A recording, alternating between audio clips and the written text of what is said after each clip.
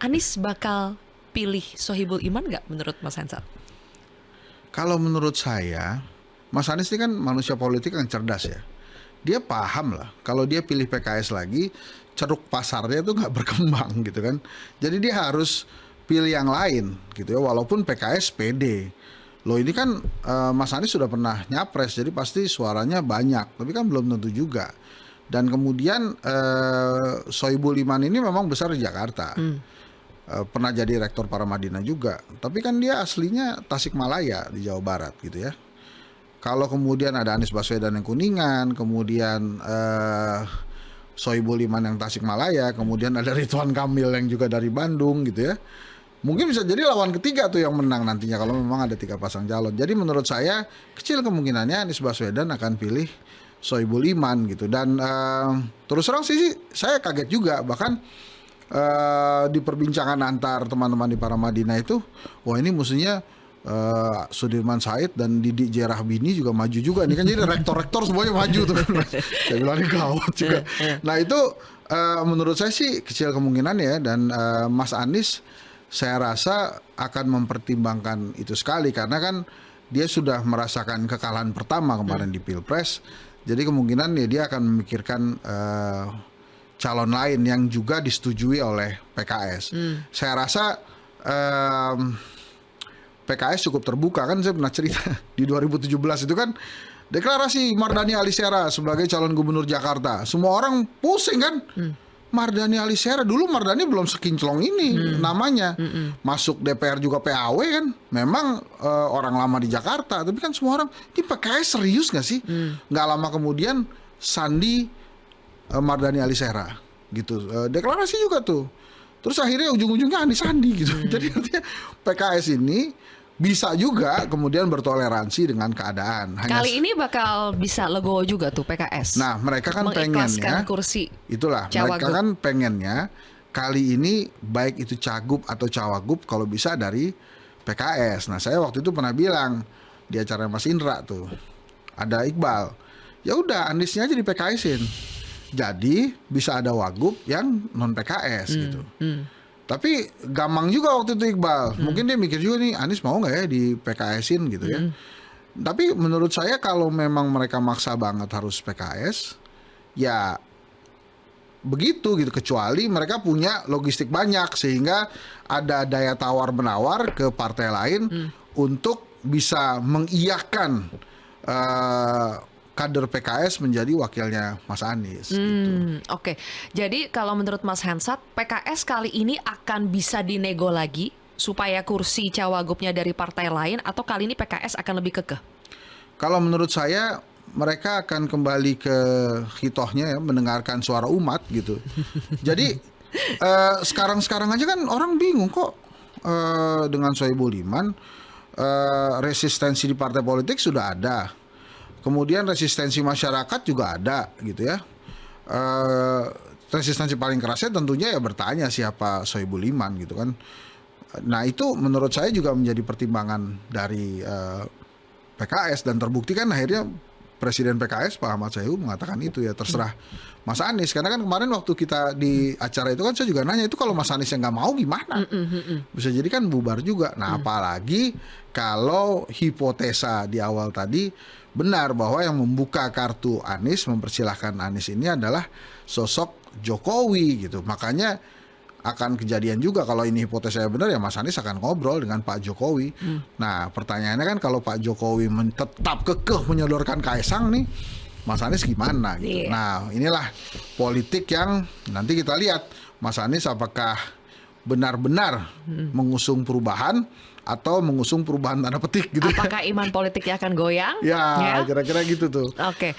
Terus ketika PKS menyodorkan paket aman, kita lihat ada reaksi yang cukup keras dari PKB yang bilang PKS galau lah, PKS blunder lah. Dan kita jadi melihat ada sinyal-sinyal kedekatan nih antara PKB dengan PDIP. Menurut Mas Hensat, mungkin nggak PKB dengan PDIP itu memunculkan pasangan baru? Mungkin saja, tapi mungkin ini sekedar memunculkan aja untuk menggertak PKS. Ya biar eksis saja gitu ya. Karena kalau memang mereka punya calon, mereka akan bicara dari dulu-dulu gitu. Tapi kan sampai hari ini kan nggak ada pembicaraan. Kan dari PKB tiba-tiba muncul Ida Fauzia. Ida Fauzia dari dulu tuh, tapi Wagub gitu ya. PDI Perjuangannya memunculkan siapa? Nah itu kan belum dimunculkan juga. Jadi kalau menurut saya, apalagi semangatnya PDI Perjuangan itu adalah melawan Pak Jokowi ya. Nah kalau memang benar hipotesanya kartunya Anies dibuka oleh Pak Jokowi ya, ini PDI Perjuangan kecil kemungkinannya bergabung dengan PDI dan akan memunculkan calon baru, atau mereka sama sekali nggak mencalonkan, karena kalau itu dimunculkan oleh Pak Jokowi PKB-nya pasti ke Anies juga, sehingga PDI Perjuangan yang hanya punya 15 kursi masih kurang 7 lagi, dan P3 serta Perindo itu masing-masing cuma 1 kursi, artinya ya nggak bisa mencalonkan calon gubernur. Bisa jadi PDI Perjuangan mundur di Pilkada Jakarta dan konsentrasi di pilkada lain seperti Sumatera Utara, Jawa Tengah atau Jawa Timur. Nggak mungkin lah PDI Perjuangan nggak ada di Jakarta, Mas. Ya emang nggak mungkin. Cuma kalau perhitungannya ternyata emang nggak mungkin, kalau sendirian gimana? Semuanya masuk ke koalisinya Anies, kan terjadi di mana-mana. Saya sudah memprediksi dari awal, Mbak. Dengan aturan-aturan misalnya kalau mau maju pilkada, pilgub itu anggota DPRD mesti mundur, maka ada resistensi juga. Saya memprediksi memang banyak daerah yang akan muncul kota kosongnya gitu. Nah itu kan sebuah konsekuensi yang memang harus kita terima. Kalaupun tidak banyak kota kosong, maka kita akan menerima calon-calon kepala daerah yang mohon maaf lahir batin kualitasnya nomor 2 nih. Kenapa? Karena yang kualitas nomor 1 udah males keluar dari DPR, udah bisa-bisa juga, gitu, terus malas mundur juga. Jadi gitu. Jadi ada kemungkinannya PDI Perjuangan mundur gitu, dan lagi kan pada pertimbangan konstituen, apakah konstituennya PDI Perjuangan bisa menerima Anies Baswedan. Nah itu kan juga hal-hal lain. Tapi kalau Anies mau menang, sebaiknya calonnya dari mana? PDI Perjuangan. Karena secara perhitungan PKS dan PDI Perjuangan adalah 2 pemenang terbesar di Jakarta, dan memang beberapa kali menang di Jakarta. Tapi kuncinya PKS tidak boleh mundur, harus tetap mendukung Anies ya? Ya harus tetap mendukung Anies. Tapi ya itu tadi Mbak, pekerjaan rumahnya besar sekali. Bukan tentang minyak dan air ya, karena kalau di politik tuh nggak ada minyak dan air kan. Ada yang bilang PKS sama PDI Perjuangan nih minyak dan air nggak bisa disatukan. Kalau menurut saya sih bukan itu juga ya, pertimbangannya banyak hal. Kalau memang Anies Baswedan didukung oleh Jokowi, nggak mungkin juga nih PDI Perjuangan kemudian bergabung gitu ya dengan Mas Anies, karena kan semangatnya sekarang adalah mungkin saling mengecilkan ya. Saya nggak ingin bilang saling membunuh gitu, tapi saling mengkerdilkan lah gimana caranya satu sama lain tuh menang gitu di Pilpres. Kalau Anies dengan calon dari PDIP siapa ya? Ada muncul nama yang kuat gak dari PDIP buat jadi calon Anies, Mas Hansa? Ini saya nih ya. Kan kalau di Raker nama yang muncul itu Anies Baswedan dan Pramono Anung, DPC Jakarta, PDI Perjuangan. Jadi mungkin karena Aniesnya sudah gubernur, mungkin mereka ingin Pramono Anung, Pak Menteri, yang akan didorong oleh PDI Perjuangan. Tapi kemudian juga ada nama Charles Honoris. Henry Satrio pernah menyampaikan juga di acara Metro TV, kalau misalnya PDI Perjuangan dengan Anies Baswedan dan lawannya Ridwan Kamil dan Kaesang, sangat bagus PDI Perjuangan juga mendorong anak muda. Saya waktu itu dorong Mas Seno Bagaskoro, gitu ya.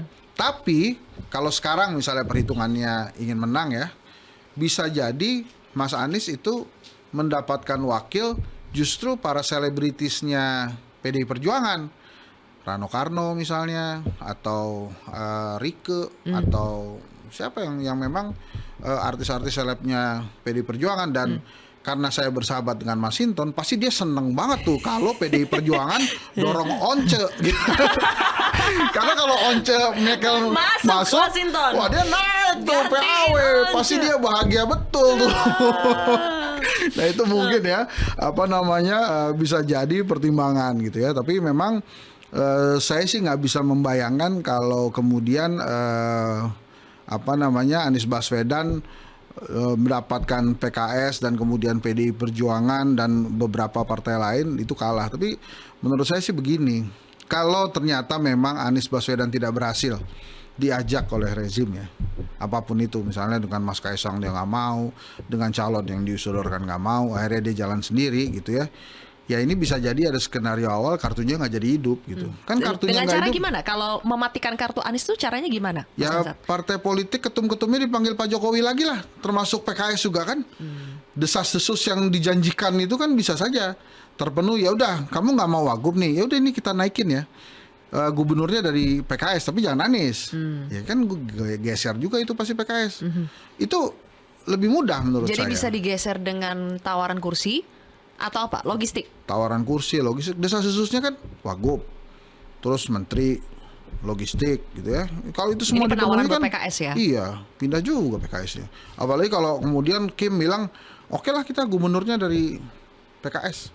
Ya itu pasti mau. Berarti Yang akhirnya- PKS ini kunci banget di DKI ini, Jakarta. Iya, karena nggak mungkin kan rezim ngerayu PDI Perjuangan untuk gabung. Bu Mega, sini dong gitu, moh gitu kan, paling gitu kan.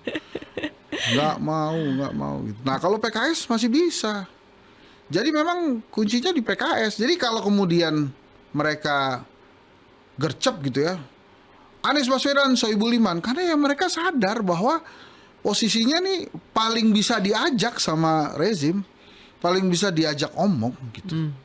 Jadi Dan ya, PKS sengaja menyodorkan paket aman Anies Sohibul Iman ini untuk mengunci Anies juga. iya untuk Bisa mengunci dibilang Anies Anies. kesandra gak, Mas Ya Ansat? enggak sih, dia sih Enggak. bisa bebas-bebas aja kan sebetulnya. Maksud saya gini, dalam ilmu manajemen itu kan ada must dan wants, harus dan ingin. Nah buat Mas Anies nih, yang harus apa? Kalau buat Mas Anies yang harus adalah maju gubernur, ya dia akan terima semua opsi. Tapi kalau Mas Anies harusnya adalah mempertahankan etika, ya maka ya nggak maju nggak apa-apa, yang penting etika gue bagus gitu. Nah tergantung Mas Anies nih. Tapi sampai hari ini saya menilai wants-nya Mas Anies adalah maju gubernur dengan mempertahankan etika gitu. Sehingga wants-nya ini bisa dilihat-lihat, wants-nya ini apa? Saya pengen, misalnya dia pikir saya pengen wakilnya dari Gerindra, tapi Gerindra nggak ada, adanya PDI, ya udah gitu. Saya pengen misalnya wakilnya dari Golkar nih, Ridwan Kamil, ya udah gitu aja. Jadi dan akhirnya saya sih nggak kaget ya kalau kemudian PKS mempersilahkan Mas Anies untuk memilih wakilnya daripada Aniesnya pundung. Terus udahlah nggak usah PKS gitu. Nah, ini menarik. Menurut Mas Hansat, siapa sih yang lebih butuh? Anies lebih butuh PKS atau PKS yang lebih butuh Anies? Menurut saya Anies yang lebih butuh PKS. Karena begini, PKS itu belum ada Anies juga udah besar. Di 2004-2009 suaranya banyak banget. Dan memang di Pilpres PKS bersama-sama dengan Mas Anies. Tapi penambahan suara untuk PKS di level nasional cuma 3 kursi. Berbeda dengan PKB dan Nasdem yang luar biasa. Jadi artinya memang grassroots-nya PKS ini sudah terbentuk. Dengan atau tidak ada Anies ya segitu. Kalau ada Anies bonus gitu. Jadi menurut saya kali ini Anies membutuhkan PKS, itu yang pertama. Terus kemudian yang kedua, undang-undang kita itu lebih mempersilahkan partai politik untuk bisa menentukan siapa yang maju gitu. Tanda tangannya presiden sama sekjen. Nah Mas Anies kan bukan orang partai. Jadi ya mau nggak mau dia agak kalem juga gitu. Misalnya nih sekarang DPC atau DPW PKB ya Jakarta, Nasdem Jakarta, PDIP Jakarta, itu pengen dia semua. Tapi kan rekomendasi ketum sama sekjen. Kalau ketum sama sekjennya misalnya Pak Surya Paloh yang bekerja sama dan dekat dengan Pak Jokowi, pastinya kan nggak ingin juga Pak Jokowi terluka gitu kan. Jadi ya pasti nanya, Pak Jokowi oke nggak? Kalau Pak Jokowi bilang lanjut, nah tanda tangan. Tapi kalau Pak Jokowi bilang ada yang lain nggak? Nah ini kita pikir-pikir Jadi lagi Jokowi's gitu. effect di pilkada itu lanjut ya? Untuk pendaftaran iya. Oh. Tapi untuk pas pencoblosan kan sudah Pak Prabowo. Tapi kan gimana mau dicoblos kalau nggak terdaftar?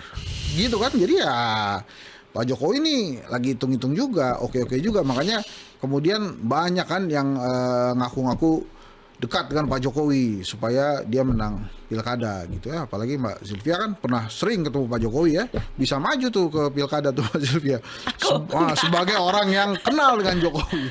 Jelajahi cara baru mendapatkan informasi. Download Metro TV Extend sekarang.